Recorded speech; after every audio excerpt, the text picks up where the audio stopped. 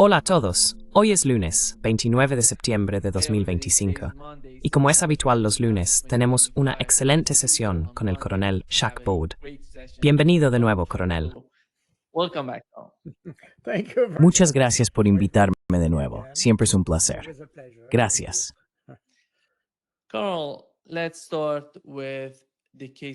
Coronel, empecemos con el caso de Ucrania. En Estados Unidos están hablando de misiles Tomahawk con un alcance de 1000 millas, lo que serían 1600 kilómetros. Y parece que la administración, de alguna manera la administración Trump, se está fusionando con la administración Biden, ya que vemos el mismo tipo de políticas. Esto es lo que dijo Keith Kellogg sobre la decisión que tomaron.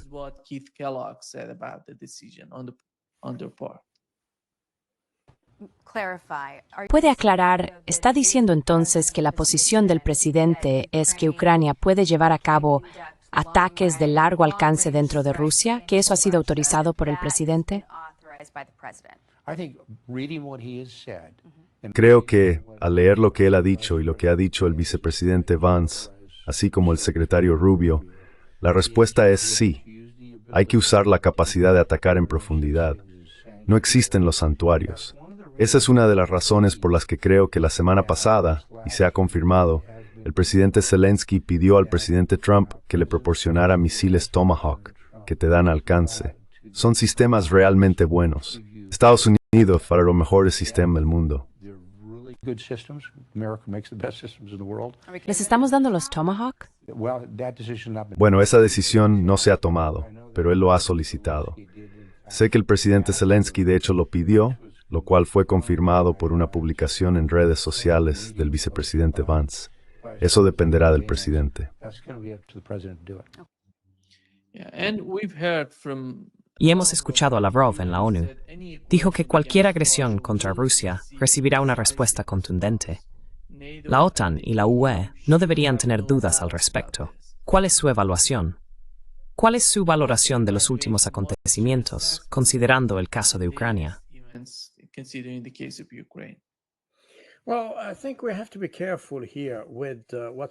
Bueno, creo que debemos tener cuidado aquí con lo que estamos diciendo.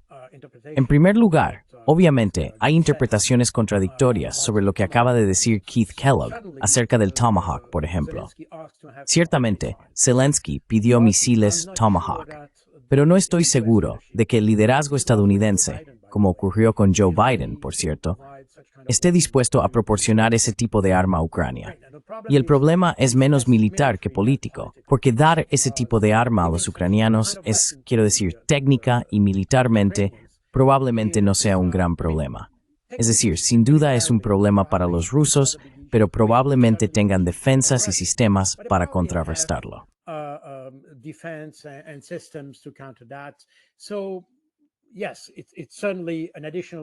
Así que sí, ciertamente es un problema adicional para los rusos, pero estoy convencido de que los rusos están en condiciones de encontrar soluciones para ello. Así que, militarmente, no cambiaría mucho la situación, pero políticamente sí cambiaría las cosas de forma radical, porque eso significaría que desde el inicio de la guerra, Estados Unidos ha rechazado y se ha negado sistemáticamente a permitir o proporcionar armas a Ucrania que le permitan atacar en profundidad el territorio ruso. Incluso los ATACMS que se entregaron a Ucrania fueron de hecho modificados para impedir que alcanzaran su alcance máximo. Como resultado, los ucranianos nunca han podido atacar con ATACMS en la verdadera, digamos, profundidad estratégica de Rusia.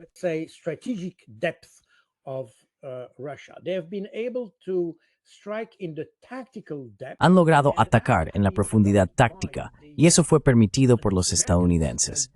Eso fue, creo, en mayo de 2024, cuando los rusos avanzaron en la zona de Kharkov. Entonces los ucranianos pidieron tener la capacidad de atacar la retaguardia de esas fuerzas atacantes. Así que, creo, se permitió lo que se llamó una caja táctica, que tenía una profundidad de unos 50 kilómetros aproximadamente. Más tarde, en 2024, los ucranianos intentaron conseguir la capacidad de atacar más profundamente en Rusia, apuntando a Bryansk, a una distancia de unos 120 kilómetros de la frontera. Eso significa que tuvieron que acercar el ataque mucho a la frontera. So that means they had to bring the attackers very close to the border. They just fired one missile and then Solo dispararon un misil y luego se retiraron muy rápidamente. Normalmente, cuando se utiliza este tipo de misil, tanto en la práctica rusa como en la ucraniana, se ataca a una distancia de aproximadamente 2/3 del alcance máximo del misil para estar a salvo del fuego de contrabatería. Como resultado, esos lanzadores no se acercan demasiado a la frontera. Pero para alcanzar Bryansk, tuvieron que acercarse mucho y luego se retiraron, por lo que los rusos no pudieron capturar el lanzador. En cualquier caso, esta idea de atacar en profundidad surgió porque en ese momento había un debate dentro de la administración Biden sobre si permitir o no este tipo de ataque contra los rusos. to allow or not this kind of strikes against the Russians.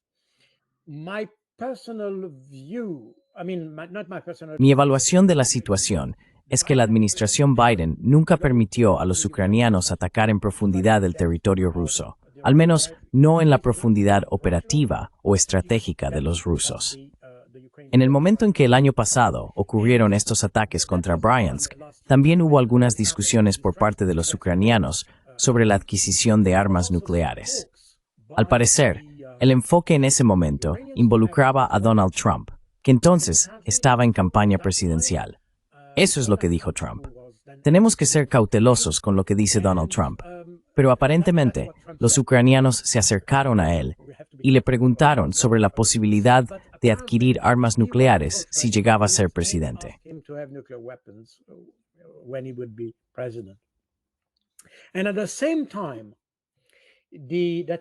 Y al mismo tiempo, eso fue en agosto de 2024, los ucranianos comenzaron, o más bien, publicitaron su nuevo misil, que era el Krim-2, o Grom-2 si se usa la designación rusa, que más tarde se ha presentado como el misil Tapsan. Es el mismo. Este misil fue diseñado en Ucrania. Se presentó oficialmente un prototipo y estaba previsto que se produjera en Dnipropetrovsk, en la empresa Yuzhmash. Todo eso ocurrió entre agosto y septiembre del año pasado, cuando, a principios de noviembre, los ucranianos atacaron Bryansk. Los rusos respondieron entonces de forma muy brutal con el misil Oreshnik, apuntando precisamente a Dnipropetrovsk y a la planta de producción de Yuzhmash en Dnipropetrovsk.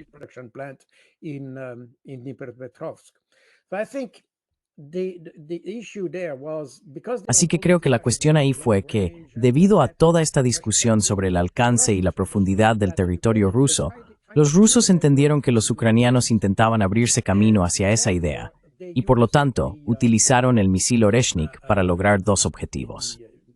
En primer lugar, destruir la planta de producción del misil Krim-2 o Sapsan en Dnipropetrovsk. Y en segundo lugar, advertir que si se intentaba alcanzar la profundidad operativa o estratégica de Rusia, entonces emplearían nuevas armas devastadoras que básicamente ningún sistema de defensa aérea occidental puede detener. Ese fue, creo, el mensaje.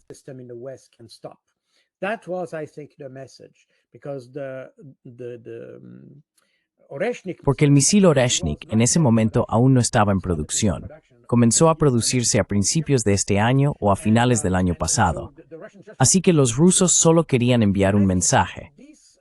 Creo que esto fue un intento de evitar una decisión sobre el uso de misiles de largo alcance en la profundidad del territorio ruso.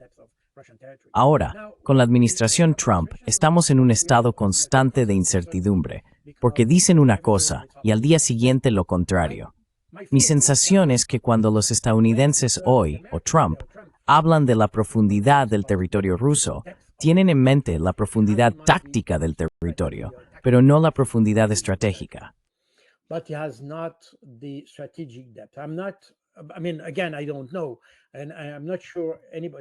Quiero decir, de nuevo, no lo sé. Y no estoy seguro de que nadie sepa exactamente qué pasa por la mente de Donald Trump. Mi opinión personal es que él no quiere una escalada en este conflicto. No quiere lanzar un ataque repentino contra Moscú que desencadene un intercambio de misiles o cosas por el estilo. No creo que él quiera eso. Pero por otro lado, y esa probablemente también sea la posición de algunas personas en el Pentágono, dicen, bueno, es legítimo, si estás en guerra, poder atacar la retaguardia de tu enemigo. Y la retaguardia de tu enemigo, bueno, cuando está, digamos, en Pokrovsk o algo así, la retaguardia aún puede estar en territorio ucraniano, si quieres. Can be still on the Ukrainian territory if you want. But if you are in Sumy, then the rear can be. Pero si estás en Sumy, entonces la retaguardia puede estar en la propia Rusia, lo que significa que entiendo que, de nuevo, estamos en guerra, así que la idea de que puedas atacar la retaguardia de tu enemigo me parece lógica. Tiene sentido, hablando militarmente. Pero como eres tú quien proporciona, quiero decir, como son los estadounidenses quienes proporcionan las armas, también asumen la responsabilidad por las capacidades de los ucranianos. Y saben que los ucranianos no son, digamos, muy tímidos a la hora de atacar a la población civil, lo que significa que básicamente Occidente está participando en el conflicto. Seamos claros, cuando proporcionas armas a una parte beligerante, eres parte del conflicto. Seamos absolutamente claros sobre esto. Let's be absolutely clear about this. The French, the Germans, the British. Los franceses, los alemanes y los británicos son partes en el conflicto. Participan en las operaciones militares, tanto asesorando a nivel de Estado Mayor con oficiales allí, como también con fuerzas especiales y proporcionando armas a los combatientes. Y luego, toda la logística, las líneas de suministro incluyen a esos países. Ya sabes, cuando proporcionas un tanque Challenger o una AMX-10 RC o un obús Caesar o algo así, y también ofreces el apoyo logístico para esto, reparación, mantenimiento y todo eso, y munición, por supuesto. Entonces formas parte de la línea logística de Ucrania. Y cuando eres parte de la línea logística, eso significa que estás involucrado militar y operativamente. Así que absolutamente les están dando todo, inteligencia, objetivos, ya sabes, todo. Sí, sé que eso viene además, pero quiero decir, ya sabes, hay una diferencia porque los franceses han argumentado que proporcionar armas a una parte puede no considerarse como ser parte o parte en el conflicto. Y eso es cierto. Quiero decir, si proporcionas, digamos, si Estados Unidos proporciona armas a Italia, y dentro de 10 años Italia se ve envuelta en un conflicto, no puedes decir que los estadounidenses formaban parte del conflicto. Quiero decir, proporcionaron las armas 10 años antes. Y eso es lógico, tiene sentido. Pero cuando estás en el conflicto y te metes en el conflicto para proporcionar armas y proporcionas el suministro logístico y proporcionas todo lo que permite a tu aliado, en esencia luchar, eres parte del conflicto.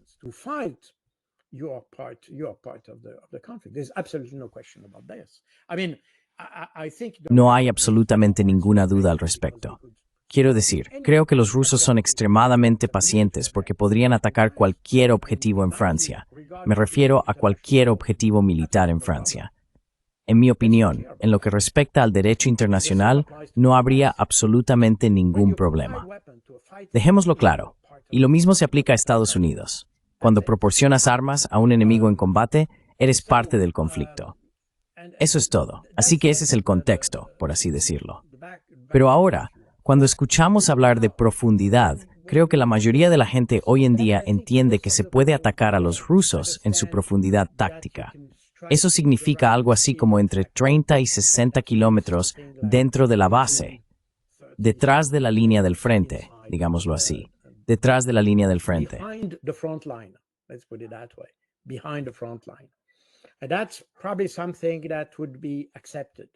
Y eso probablemente sería algo que se aceptaría. El problema es que Ucrania, como dije antes, tiende a atacar objetivos que no son objetivos militares. Ya sabes, los rusos han hecho un esfuerzo por situar toda la retaguardia operativa, por así decirlo, es decir, la logística y los suministros para sus tropas de combate. Todo eso está en territorio ucraniano. Me refiero al antiguo territorio ucraniano. Obviamente, las plantas de producción y todo están en Rusia, pero la esencia de la parte operativa de la logística está en territorio ucraniano, es decir, de nuevo, en el antiguo territorio ucraniano.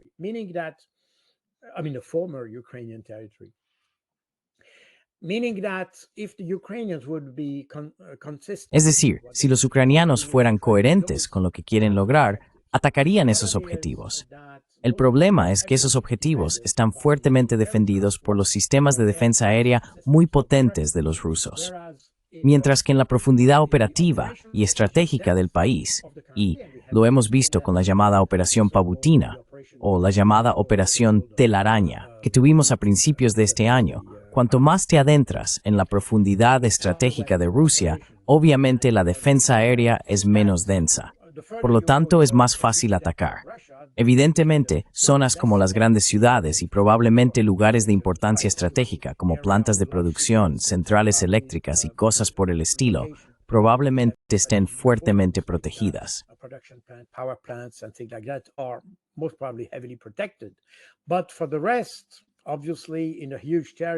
Pero por lo demás, obviamente, en un territorio tan grande como Rusia, es muy fácil elegir un objetivo, especialmente civiles, y destruirlo. Y eso es lo que hemos visto por experiencia. Hemos visto que los ucranianos han puesto su énfasis en destruir objetivos civiles sin ningún impacto en la situación sobre el terreno, me refiero a en Ucrania misma. Como hemos visto con los ataques en Crimea, por ejemplo, los ucranianos han atacado objetivos civiles sin absolutamente ningún impacto en la situación en Ucrania. Los ataques al puente de Kerch, por ejemplo, que obviamente es un objetivo muy simbólico, pero si lo miras desde el punto de vista militar, no tiene absolutamente ningún valor militar.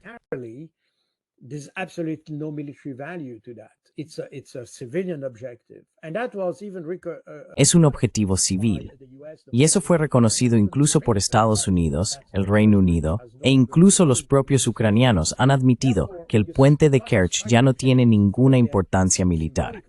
Por lo tanto, cuando empiezas a atacar objetivos por su valor simbólico y con el objetivo de generar descontento en la población rusa, es decir, que apuntas a la población rusa para que tiendan a dirigirse al gobierno y decir, bueno, basta ya. Y eso es exactamente, por cierto, lo que Zelensky acaba de decir en una publicación, donde quiere crear disturbios por hambre. Perdón, probablemente hoy no estoy lo suficientemente despierto. Disturbios por hambre y cosas así, ¿ves? Hunger riots and things like this, you see. So what Zelensky tries to do is Así que lo que Zelensky intenta hacer es crear disturbios civiles dentro de Rusia. Esa es la razón por la que intentan atacar objetivos civiles. Hemos tenido, en varias ocasiones, en la Operación Pavlutina, un caso concreto, objetivos que no tienen ningún impacto en la situación en Ucrania, sino que están destinados únicamente a desestabilizar la situación en Rusia y a crear una especie de brecha entre la población y el gobierno, para generar esta inestabilidad, por así decirlo. También tuvimos el ejemplo del atentado terrorista contra el Crocus Entertainment Center cerca de Moscú. Eso fue a finales del año pasado. Así que ese es un problema con los misiles de largo alcance.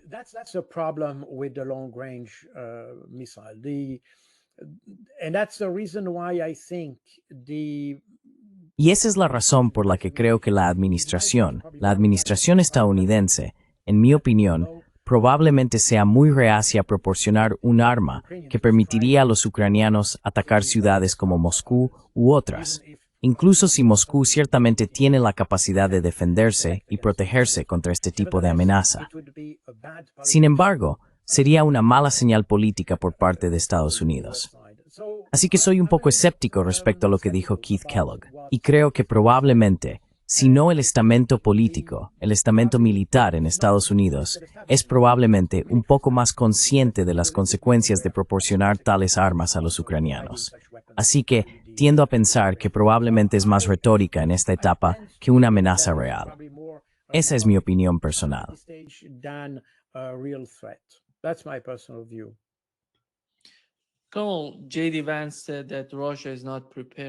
Coronel, J.D. Vance dijo que Rusia no está preparada para negociar ni hablar seriamente sobre el conflicto en Ucrania. Con la situación en la que se encuentra Rusia ahora mismo, sí tienen la ventaja en Ucrania. ¿Qué es lo que Estados Unidos quiere de Rusia, que Rusia no puede o no está dispuesta a entregar? ¿Cuál es el principal problema, en su opinión?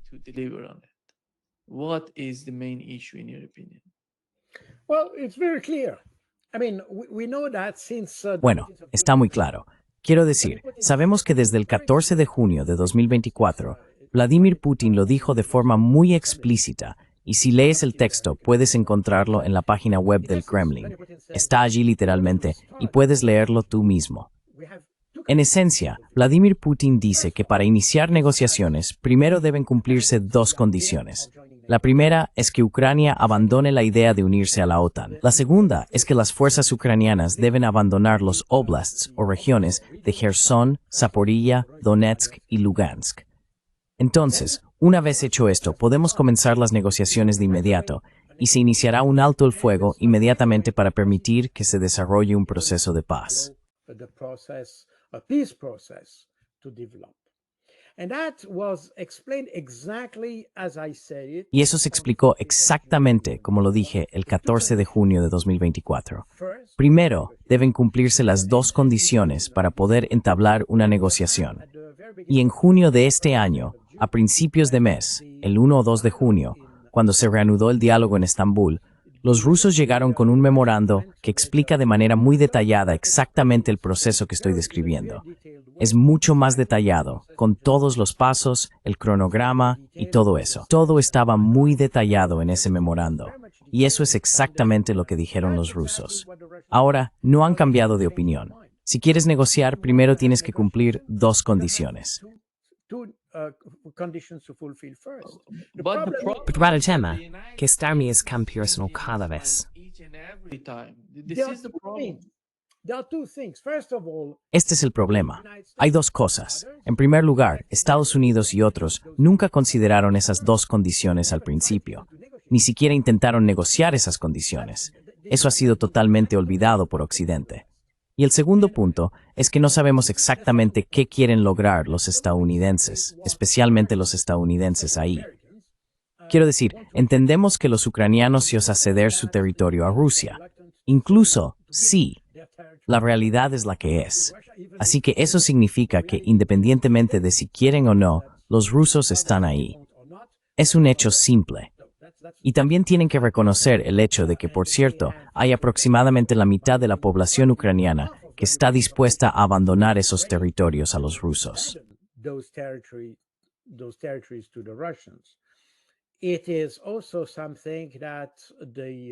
También es algo a lo que, de hecho, el plan de Keith Kellogg ha abierto la puerta, porque al reconocer que parte del territorio debe ser abandonado a los rusos, este mismo hecho ya supone un pequeño avance, por así decirlo.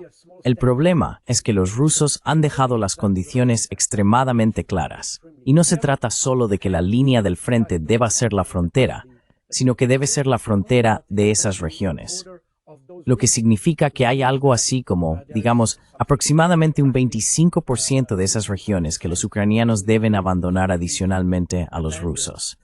Pero en esencia, la idea de que los ucranianos tienen que olvidarse de algunos territorios creo que hoy en día está aceptada.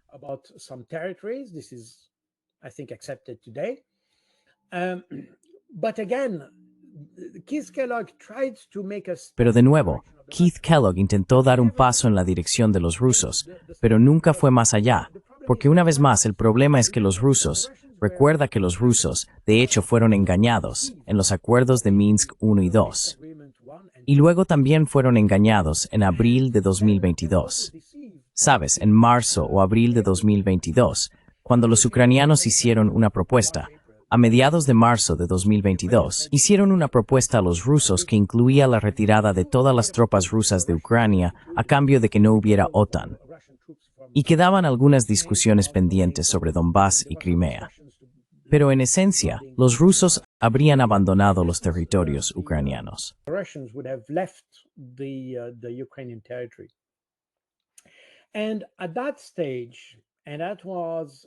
Y en ese momento, y eso fue justo a finales de marzo de 2022, los franceses y los alemanes, que estaban supervisando la discusión, pidieron a los rusos que retiraran sus fuerzas de Kiev, no de Kherson, sino de Kiev, como un gesto de buena fe.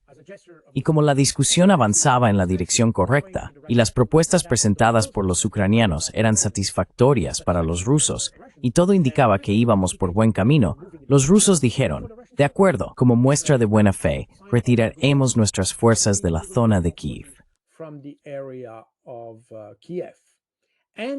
That's exactly what happened end of Y eso es exactamente lo que ocurrió a finales de marzo. Creo que la orden se dio a las tropas de primera línea el 29 de marzo de 2022 para que retiraran sus fuerzas. Y se retiraron. Y tan pronto como los rusos retiraron sus fuerzas, entonces los europeos, quiero decir, Boris Johnson estuvo a la cabeza, pero luego respaldado por los franceses y los alemanes.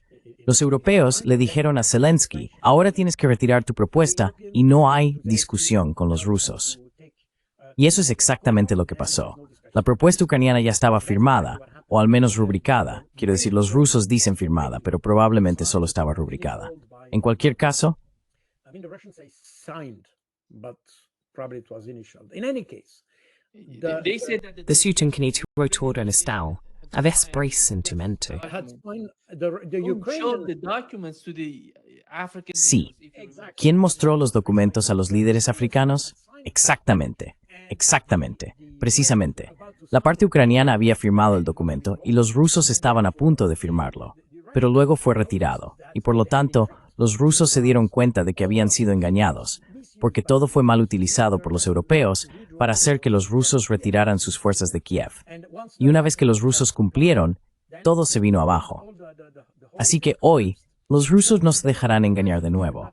Y dicen, basándose en la experiencia, no vamos a hacer ningún gesto de buena voluntad, nada parecido como antes. O aceptáis nuestras condiciones o no. You abide by our condition or not. And since now they have, they are in. Y dado que ahora están en una buena posición para de nuevo establecer sus propias condiciones y mantenerse firmes en ellas mientras lo hacen. Pero esto es muy importante de entender. Como les hemos engañado antes, los rusos ya no están dispuestos a dejarse llevar por el mal camino. Ahora dicen, vale, ya lo hemos hecho en el pasado, actuamos de buena fe, intentamos creer lo que decíais, nunca estuvisteis de acuerdo, no actuasteis de buena fe con nosotros. ¿Recuerdas el acuerdo de Minsk al que accedieron los rusos? Y también es importante recordar a la gente que el acuerdo de Minsk no era un acuerdo entre Kiev y Moscú. Era un acuerdo entre Kiev y las dos repúblicas del Donbass, y Moscú era simplemente el garante por parte del Donbass. The guarantor on the Donbass side. Que son Donetsk y Lugansk. Donetsk and Lugansk, both the two republics. But Donetsk y Lugansk, ambas repúblicas. Pero formal e intrínsecamente, los rusos no eran parte del acuerdo de Minsk. Sin embargo, dado que los rusos consideraban que el acuerdo de Minsk era la solución para la población del Donbass, hasta el último momento intentaron que se implementara dicho acuerdo. El problema es que los garantes, e incluso los propios ucranianos, porque tanto Poroshenko como Zelensky dijeron que nunca cumplirían el acuerdo de Minsk, y por supuesto, estaban los franceses, François Hollande y Angela Merkel, quienes dijeron que en cualquier caso nunca firmaron este acuerdo con la idea de que se implementara. they never signed this agreement with the idea that it would be implemented. It was just to buy time. Therefore, Solo fue para ganar tiempo. Por lo tanto, los rusos sienten legítimamente que fueron engañados en este acuerdo, que por su parte lo firmaron de buena fe para aportar una solución. Y esa es también la razón por la que, por cierto, cuando hablamos de las dos repúblicas de Donbass y Lugansk, decimos que eran separatistas. Eso es incorrecto.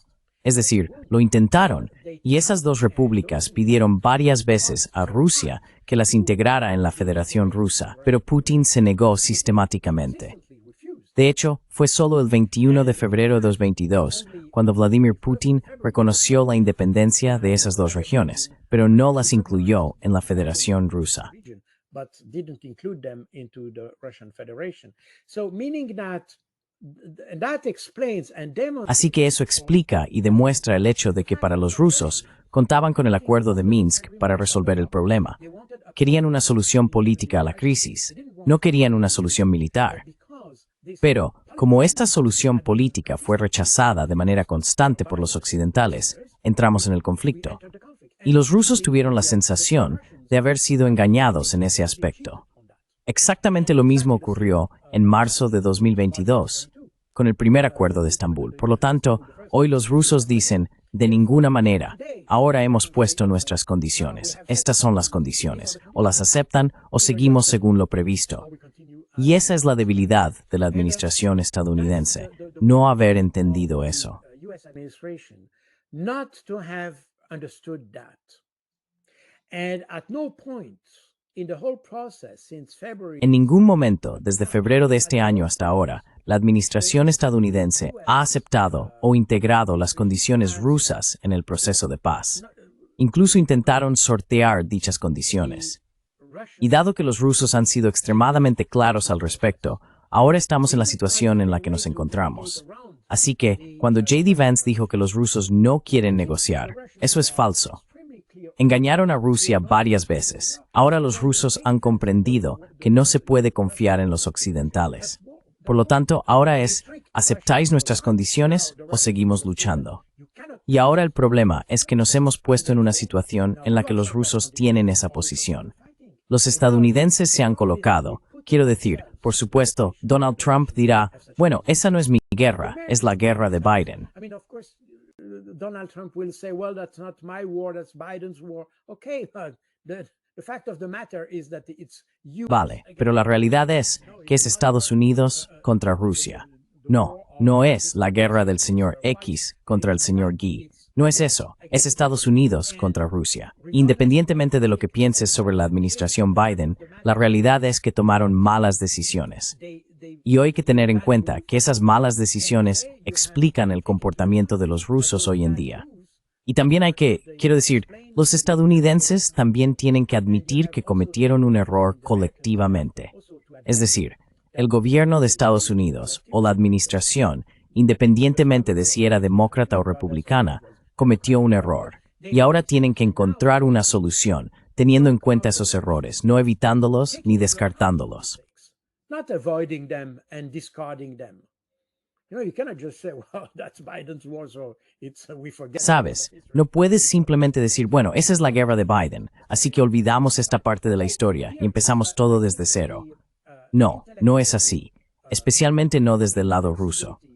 Así que aquí creo que la inflexibilidad intelectual de los estadounidenses es muy evidente. Esta incapacidad para adaptarse a la situación, para participar en una supuesta solución con ideas preconcebidas. Y también hay que decir que la idea de una negociación es que te sientas en la mesa y haces que la posición A se acerque a la posición B. Es un proceso recursivo en el que vas acercando progresivamente esas dos posiciones hasta que llegan a un acuerdo. El problema es que hoy en día no es así como funcionan los estadounidenses, especialmente con la doctrina Trump, porque Trump establece las condiciones. Because Trump he sets the condition. Dreckengestalt. No, I mean the doctrine is No. Quiero decir, la doctrina es no. Estoy de acuerdo, esa no fue la expresión correcta. No. Pero ya sabes, es lo que aplicó la administración Trump. Me refiero a este tipo de negociación basada en la fuerza, ¿sabes? Y por eso impones un sistema y dices, esto es lo que quiero, punto.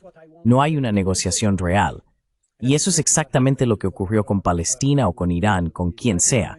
Sí, incluso con Venezuela. No hay negociación porque quieren imponer su sistema, su punto de vista. Y si no estás de acuerdo, entonces envían su cañonera. then you send your gunboat. That's exactly technically Venezuela. Eso es exactamente. Técnicamente Venezuela y Yemen son precisamente eso. Esta es la llamada diplomacia de cañonero que solíamos tener en el siglo XIX, lo que significa que intentas imponer una solución. Si no están de acuerdo, simplemente envías tu armada o lo que sea para forzar a tu, no socio, sino digamos tu adversario, a aceptar tu solución y no una solución que funcione para ambas partes. Sabes, buena negociación. En Suiza, Sweden negociación, ambas partes pueden mentir satisfechas. The two parties should be equally unsatisfied. Sí. That's where you have a good treaty. When both parties are Es cuando tienes un buen tratado. Cuando ambas partes no están 100% satisfechas, eso es un buen tratado. Pero igualmente, no se trata de que una parte imponga una solución a la otra. Hay que hacer concesiones por ambos lados. Pero si empiezas de inmediato diciendo, sí, no habrá concesiones por mi parte, entonces tienes ese problema. Y el problema es que los estadounidenses, de hecho, han empujado a los rusos a una situación en la que dicen, bueno, hemos hecho concesiones en el pasado, pero como nos engañasteis, hoy, a menos que hagáis concesiones muy significativas, no cambiaremos de opinión. Por lo tanto, ahora, y dado que los rusos son victoriosos sobre el terreno, les resulta más fácil decirlo.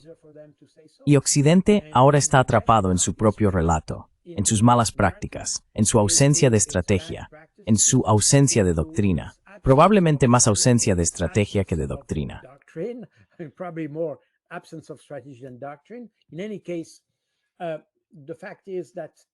En cualquier caso, el hecho es que hoy en día, debido a que los occidentales en general han descartado por completo la idea de escuchar a los rusos, se quedan impotentes porque no pueden proporcionar munición a los ucranianos.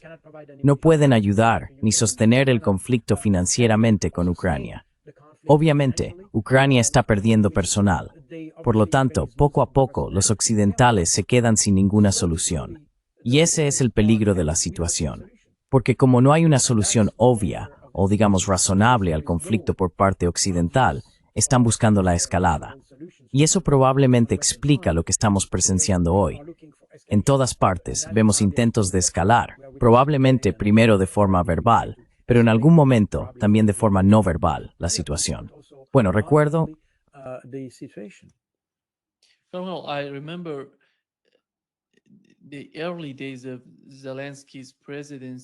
En los primeros días de la presidencia de Zelensky, él estaba sentado en una mesa con Vladimir Putin, hablando sobre el acuerdo de Minsk. Y se estaba riendo de Vladimir Putin. ¿De qué hablaba? Sabía que todo era una farsa, y por eso se reía en aquellos días. No sabíamos mucho al respecto porque fue antes de que François Hollande y Angela Merkel salieran y hablaran sobre ello.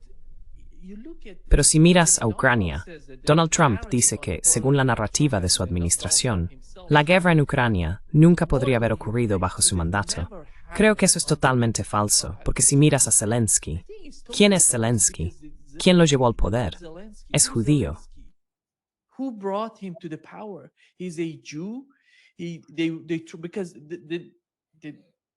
Porque la retórica, o más bien la lógica, por parte de Rusia, es que hay nazis en Ucrania que están intentando manipular la situación. Pero cuando llevas a un presidente judío al poder en Ucrania, de alguna manera contradices lo que Rusia intenta difundir. Todo giraba en torno a la guerra en Ucrania. No importa si era la administración Biden o la administración Trump. Donald Trump está hablando de volver a Afganistán. Es increíble. Y la otra cuestión, coronel, en el caso del conflicto actual, ¿cree usted que Estados Unidos está presionando para que la central nuclear de Zaporilla forme parte de Ucrania o para que esté bajo el control de los ucranianos, lo que eventualmente significaría bajo el control de los británicos y de Estados Unidos?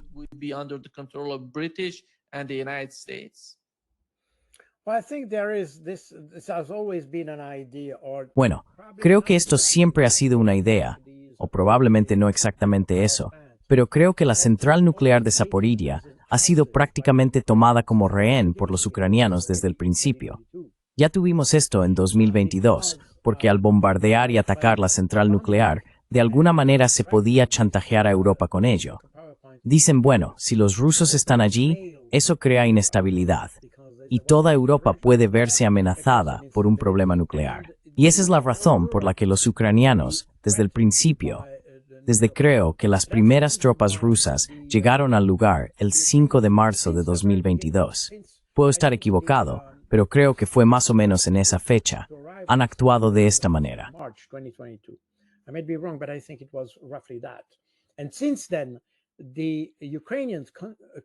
Y desde entonces, los ucranianos han atacado de forma constante la central nuclear con la idea de que un desastre nuclear provocaría una intervención europea. En un momento dado, justo antes de que intentaran involucrar a la OIEA, existía esta idea, propuesta al menos por Zelensky y algunos países europeos, de crear una zona desmilitarizada alrededor de la central nuclear que estaría ocupada, por así decirlo, por fuerzas europeas. Es decir, querían desplegar algún tipo de fuerza, no de mantenimiento de la paz, pero sí de protección para asegurar esta zona. Dependiendo de lo grande que fuera esta área, se crearía la oportunidad para que los occidentales tuvieran un punto de apoyo en el conflicto. For the Westerners to have a foot in the conflict. And that has been the idea of Zelensky. Y esa ha sido la idea constante de Zelensky, presentar el riesgo de un desastre nuclear para provocar la intervención de los europeos. Y ahora estamos presenciando exactamente lo mismo. Exactamente lo que ocurrió en 2022 también sucedió en 2023, donde de forma regular los ucranianos atacan la central nuclear para crear un problema y forzar a la ONU o a quien sea, Estados Unidos por ejemplo, a intervenir, no para proteger a Ucrania, sino para proteger a Europa. Eso es algo que mencioné en mi libro, por cierto, donde detallo bastante extensamente el enfoque ucraniano respecto a eso. Chantajear a Europa y, de hecho, tomar la central nuclear como rehén. Así que ha sido un intento constante por parte de Ucrania. Así que ahí estamos. By Ukraine. So we are there, and that's the danger of such a situation. Y ese es el peligro de la situación en la que nos encontramos ahora. Porque nadie en Occidente tiene la voluntad de abordar el problema por medios diplomáticos y políticos.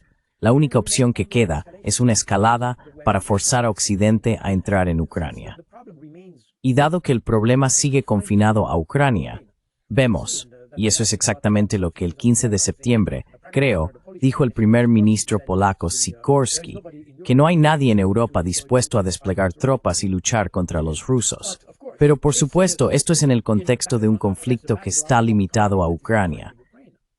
Pero si decimos que eso podría ser una amenaza, y esa es la razón por la que mucha gente dice que Europa está amenazada, es para sugerir que el conflicto podría expandirse más allá de la frontera ucraniana. Might expand beyond Ukraine border. That's exactly what Zelensky says. That after Ukraine, Eso es exactamente lo que dice Zelensky, que después de Ucrania será Polonia, será Europa. would be forced. Y por lo tanto, crear hoy una situación en la que los europeos se vean obligados a ayudar físicamente con tropas sobre el terreno sería forzarlos a ayudar a Ucrania. Y esa es también la lógica detrás de todo el asunto de los drones. Todo lo que hemos visto en Polonia, con esos drones Heran, que con toda seguridad fueron enviados por Ucrania, porque estos drones han sido detectados a 200 o 300 kilómetros dentro del territorio polaco. Y dado que esos drones tienen un alcance de entre 400 y 600 kilómetros, según datos rusos, eso significa que si se lanzaron desde la frontera rusa, como incluso dijeron los propios ucranianos, no hay manera de que esos drones pudieran haber volado hasta 300 kilómetros dentro del territorio polaco. 300 kilometers within Polish territory.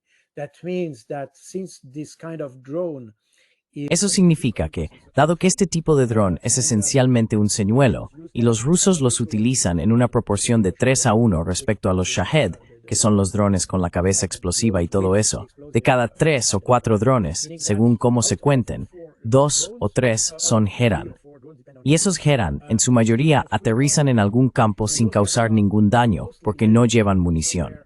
Así que cuando se quedan sin combustible, simplemente aterrizan en algún sitio.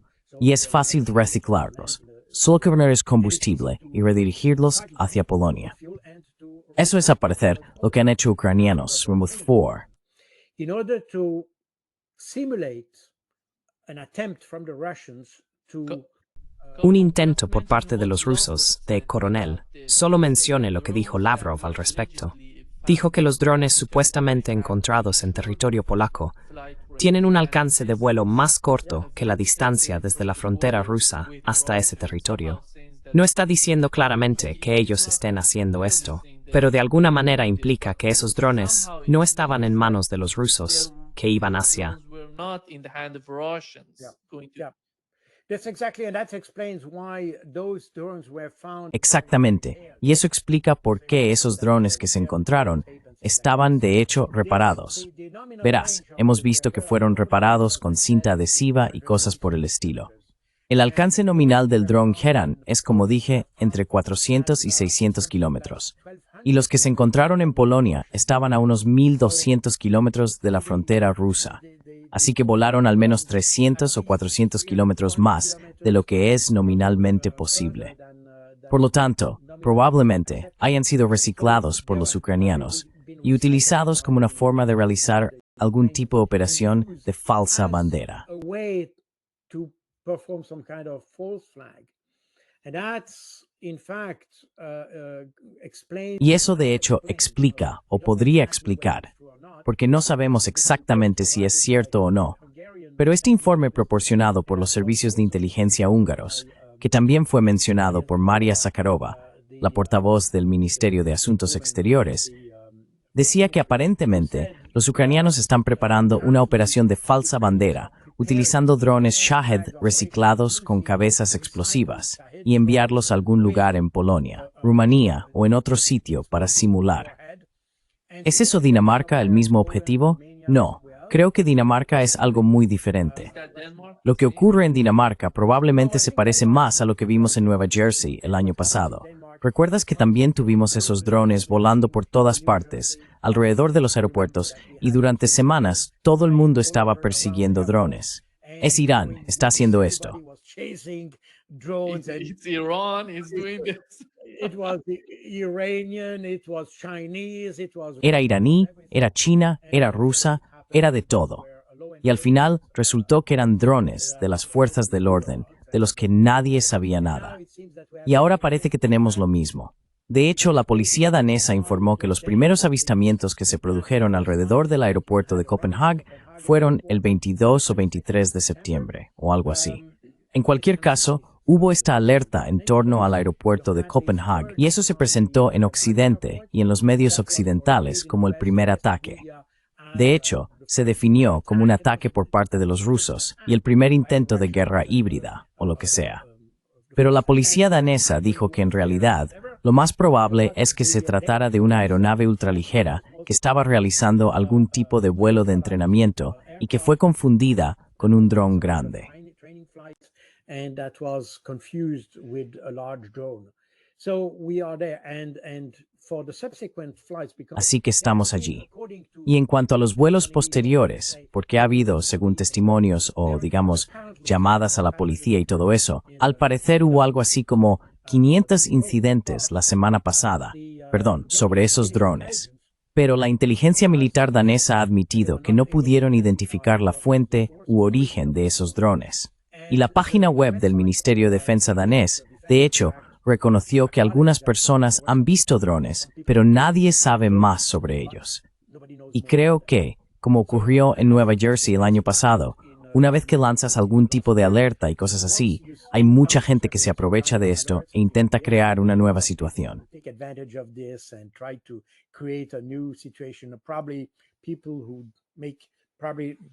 Probablemente personas que hacen, usaría la palabra bromas, pero probablemente no sea una broma. Están intentando agravar la situación, probablemente por diversión o por comportamiento irresponsable y cosas así. Probablemente eso. Pero no hay ninguna señal de que los rusos estén involucrados en eso.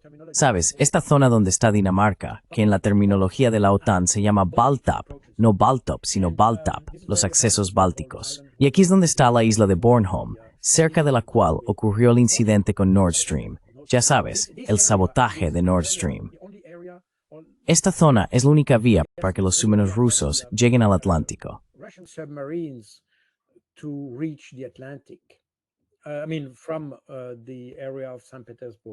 Quiero decir, de la zona de San Petersburgo. No es el único lugar, pero es uno de los sitios a los que tienen que ir si quieren llegar al Atlántico. Por lo tanto, es una zona que está muy vigilada y cuenta con una amplia vigilancia electrónica, tanto bajo el agua como en el aire. Esta zona incluso, todos los países que la rodean, Noruega, Suecia, Alemania, Dinamarca, han unido sus esfuerzos en una organización especializada en la monitorización de actividades submarinas, de superficie y aéreas en esta zona.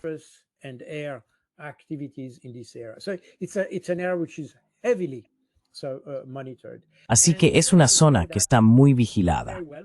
Y los rusos lo saben muy bien porque utilizan, recientemente hubo este caso con un Ilyushin 28M, que es una aeronave de inteligencia electrónica que monitoriza las actividades electrónicas en la zona. lo que significa que los rusos saben exactamente cuáles son las capacidades de la OTAN en términos de vigilancia y monitoreo en esta área. Así que no necesitan enviar drones allí para poner a prueba a Dinamarca. Saben exactamente. Desde los años 80, el motivo que desencadenó este esfuerzo de vigilancia por parte de la OTAN fue cuando un submarino soviético quedó varado en la costa sueca.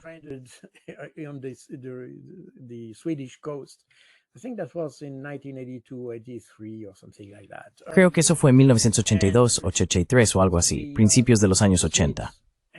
Los suecos y los noruegos desarrollaron una especie de comportamiento paranoico respecto a lo que ocurría bajo el agua en el mar Báltico.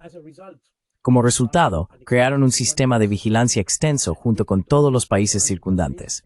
Probablemente, hoy en día Polonia también forme parte de este sistema. Durante la Guerra Fría, eran los países que mencioné. Pero incluso Dinamarca, que era un país de la OTAN, y Noruega, que también era de la OTAN, colaboraron con Suecia en esto, que no era miembro de la OTAN. Así que existía este tipo de cooperación regional fuera de la OTAN, solo para vigilar las actividades en el mar Báltico.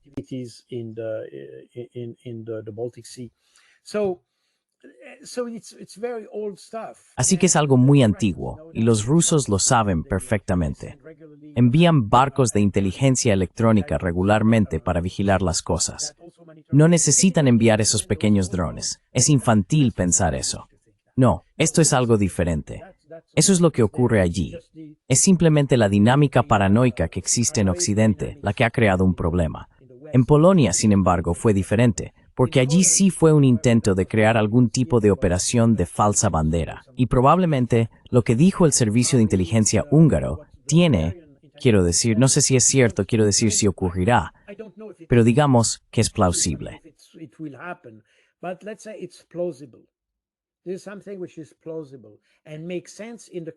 Esto es algo que resulta plausible y tiene sentido en el contexto actual, porque ahora, si lo miras desde una perspectiva ucraniana, en agosto de este año, Donald Trump decidió que ya no proporcionaría más fondos a Ucrania, lo que significa que apoyaría con armas, pero que Ucrania o los países occidentales tendrían que comprarlas. Esto implica que Donald Trump ya no quiere que el conflicto ucraniano sea un coste o una carga para Estados Unidos. Tiene que convertirse en una fuente de ingresos. Convierte el conflicto en un negocio. Así están las cosas, porque hasta ahora Estados Unidos simplemente proporcionaba armas, pero sin ningún retorno real, probablemente uno político. Es decir, eso es lo que esperaban. No estoy seguro de que lo hayan conseguido.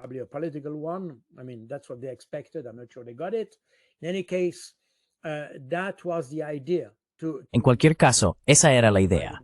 Proporcionaban armas sin obtener un retorno real. Pero ahora Trump ha decidido cambiar eso.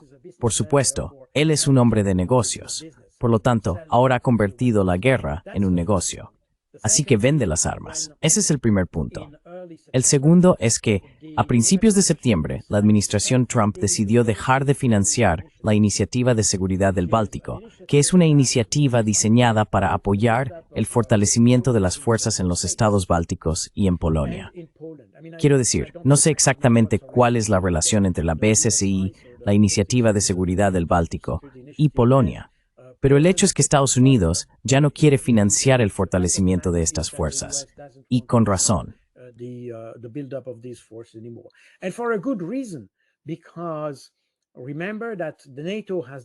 Porque recuerda que la OTAN ha decidido que aumentarán su gasto en defensa al 5% del PIB.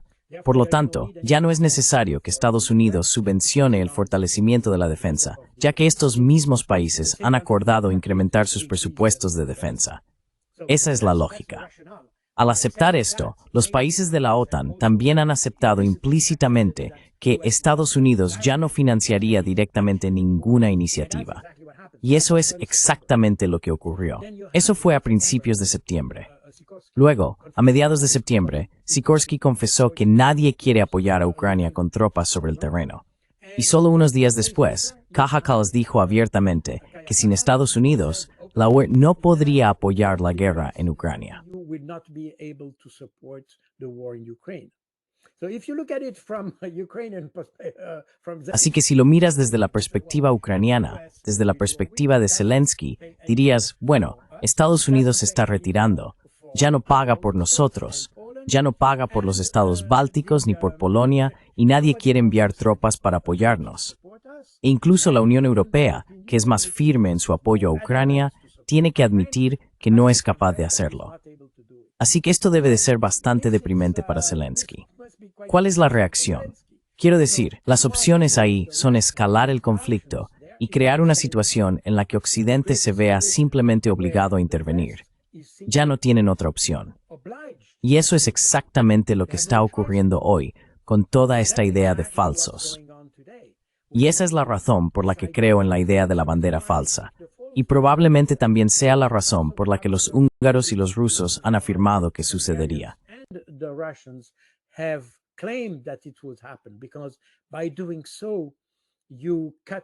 Porque al hacerlo, se corta la capacidad, se le quita el suelo a los ucranianos. Porque ahora sería más difícil llevar a cabo una operación de falsa bandera si se hubiera denunciado de antemano. Así que esta es, creo, una situación posible. Por eso la situación actual se vuelve extremadamente peligrosa, porque Zelensky y los europeos, de hecho, no tienen más opciones que escalar el conflicto. Y por eso, todos estos intentos de crear algún tipo de falsa bandera, me refiero a los que vimos a mediados de septiembre, alrededor del 18 de septiembre, con esos drones Heran, y lo que podríamos ver si escuchamos a los húngaros. Todo eso indica que no hay otra opción que escalar el conflicto. Y eso me parece extremadamente peligroso.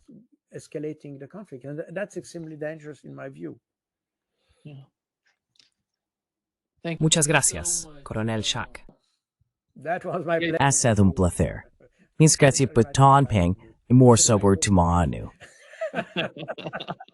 It's amazing to hear your Thank point you. of view. Es increíble. Gracias como siempre.